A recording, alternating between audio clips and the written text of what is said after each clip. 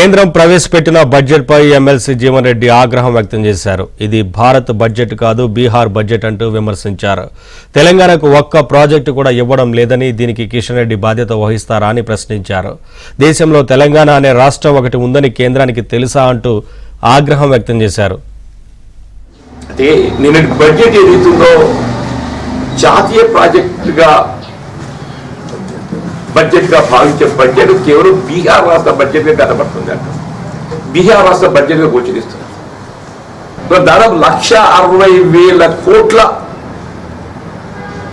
నిధులు సమకూర్చే విధంగా ఏదైతుందో విజ్ఞప్తులు సమర్పించడం జరిగింది. ఇలా రీజనల్ రింగ్ రోడ్డే కానివ్వండి,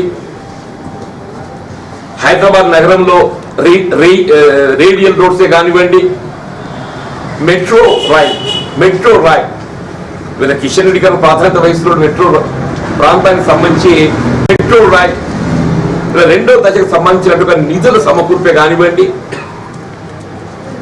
మూసీ పునరుజ్జీవ పథకం అని చెప్పి అంటున్నా.